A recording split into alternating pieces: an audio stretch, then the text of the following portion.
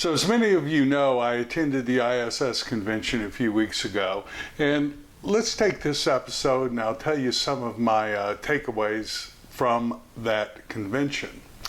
My name's Mark Helm, and I'm the author of Creating Wealth Through Self-Storage, and I'm the creator of the Quickstart Academy, which houses the training that I offer the small investor wanting to get in the self-storage business or wanting to grow their self-storage business. Inside the Quickstart Academy, you'll find courses such as the on-demand self-storage boot camp and fundraising for the small self-storage investor. There's also free training there, as well as free training at Creating Wealth through selfstorage.com. Hit the training/blogs tab. But in no particular order, let's talk about some of the things that I came away with from the convention. First is the consolidation of the self-storage space itself, and it's not surprising if you think about it, over the last decade, 15 years, how much institutional money has flowed into the self-storage space. In the last 10 years, I've seen small owners go from approximately 62% to 48% of all the self-storage facilities out there. Now, given there's 63,000 self-storage facilities in the US, 48% of those is still a lot of opportunity for us smaller investors. But in 10 years, smaller investors have lost about 15% of the market share.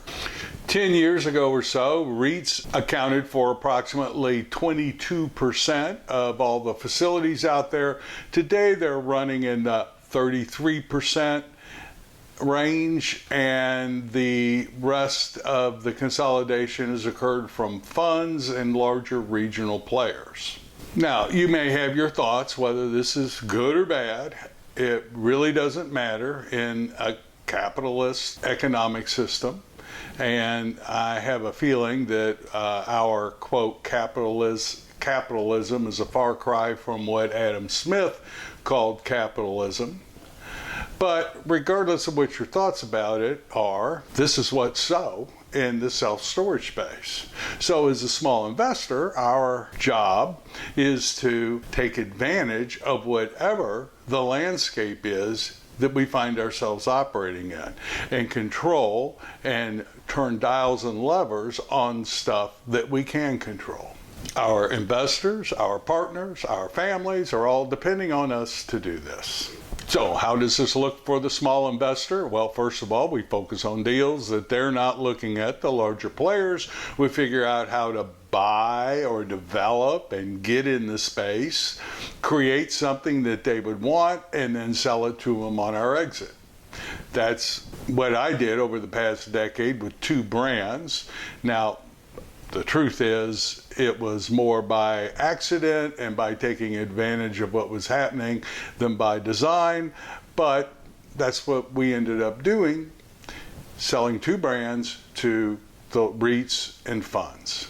So with all the consolidation taking place, your job is to figure out how to get in, how to buy or develop self-storage, and then create something that they would want. Even if you don't sell it to them, you've increased the value of your asset because you have something an institutional buyer would buy.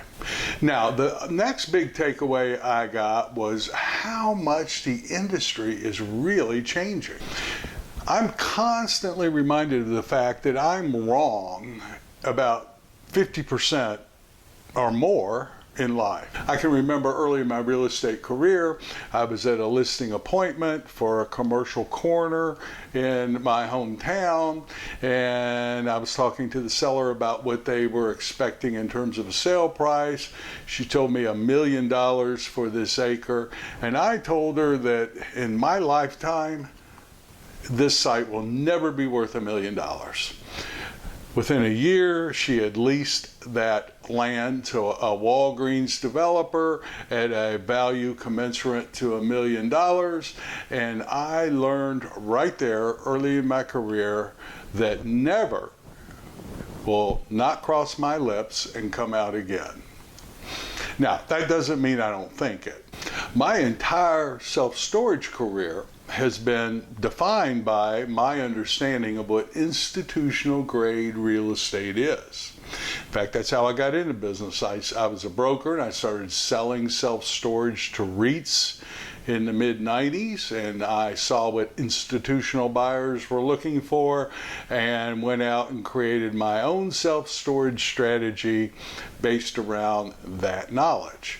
I knew for a fact that institutional grade self-storage was 50,000 square feet or more, had managers in place, had sold retail items, had certain security features, and either all climate control or a mixture of climate control and non-climate control. Well, here's what's so. Extra Space last year bought Storage Express, $590 million. They had 107 facilities, almost all of them smaller, automated, non-managed facilities. Public Storage has 400 automated facilities and growing. The face of institutional grade self-storage is evolving. Soon, I'm sure it will include boat and RV developments. So what this tells me is that if you can develop or redevelop small, nice self-storage facilities, you'll now be able to get 0.5% or 1% more on the exit cap than I would have told you could get 2 or 3 years ago.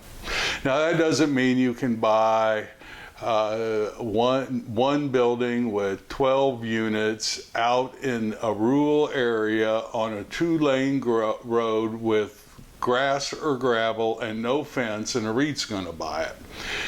What I am saying is that REITs will look at automated facilities now and include that in their portfolios, which opens up a whole new world of buyers for small self-storage projects. The third takeaway that I was excited about was in the expo hall.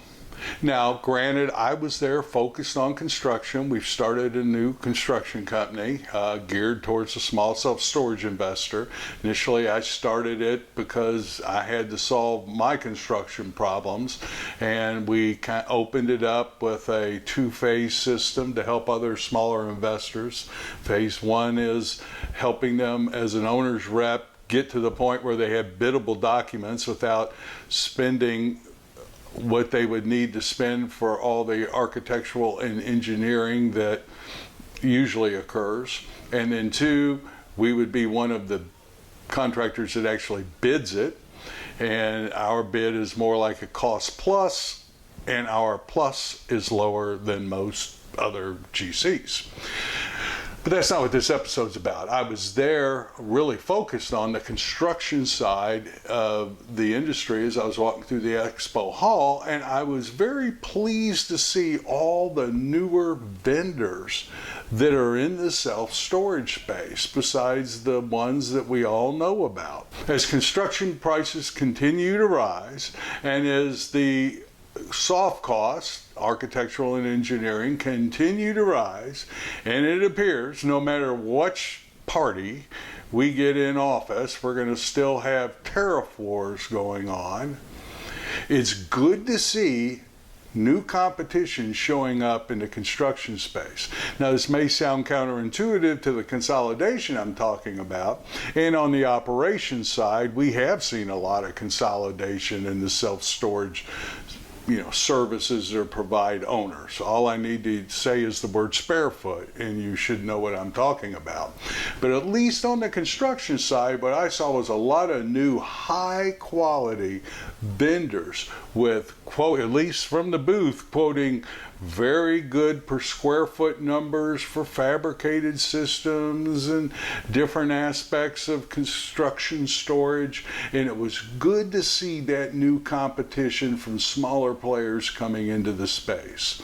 We cannot help but benefit from that as small self-storage investors. There are a few other takeaways. I'll probably do some episodes on each one of them and have an episode on just one takeaway. There were a couple more that we won't talk about in this episode, but those were some of the higher level takeaways that I saw from being at the Self-Storage Conference in April 2024.